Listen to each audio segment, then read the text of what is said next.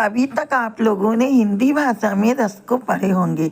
आज मैं आपको संस्कृत भाषा में रस बता रही हूँ।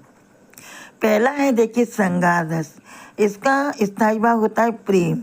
इसका उदाहरण है प्रियस्य दर्शनम हर्ष जनयंती, कि प्रिय के दर्शन से हमें खुशी उत्पन्न होती है। दूसरा है हास्य रसः। इसकी है हंसी। उदाहरण विदूषकस्य वचनम सर्वान हंसयति। विदूषक की बात सुनकर सभी लोग हंसने लगे। तीसरा करुणा रस, दुख। उदाहरण रामस्य वनगमनम दृष्ट्वा सर्वे रोदन्ति। राम के बन जाने से सब रोने लगे। चौथा रौद्र रस। इसका स्थायी भाव क्रोधा। उदाहरण रावणस्य अधर्मम दृष्ट्वा रामा क्रुद्धा अभवत्। राम के अधर्म को देखकर राम क्रोधित हो गए।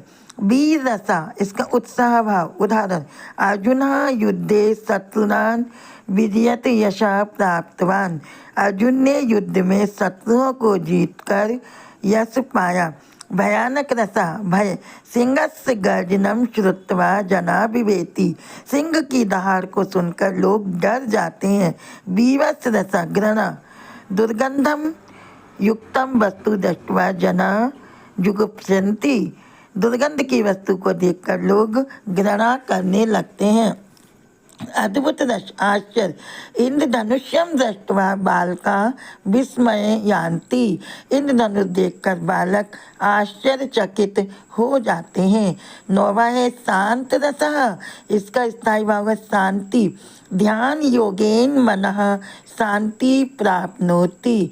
ध्यान करने से मन में शांति उत्पन्न होती है। ये हमारे 9 रस हो गए। अब इन हम 9 रसों को एक पंक्ति में हम कैसे याद करेंगे, देखिए।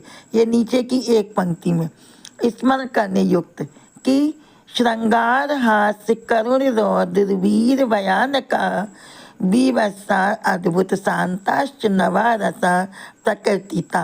मतलब श्रृंगार हास्य करुण रौद्र वीर भयानक बीभत्स अद्भुत शांत, ये हमारे 9 रस होते हैं। रस का अंदर होता है, रस का वो होता है अर्थ, कि हम जो काव्य या श्लोक जो पढ़ें उसमें जो हमको आनंद की अनुभूति होती है उसी को हम रस कहते हैं। वह अनुभूति 9 प्रकार की होती है, जो मैंने आपको 9 रस समझाए। और जो उनका स्थायी भाव है वो हमको कविता के पढ़ने से महसूस होता है। ये मेरे रस पढ़ाने संस्कृत में आपको अच्छे लगे हों तो चैनल को लाइक करें, सब्सक्राइब करें। धन्यवाद। नीचे की लाइन हमेशा याद रखना, जिससे आपको 9 रस एक साथ याद रहेंगे।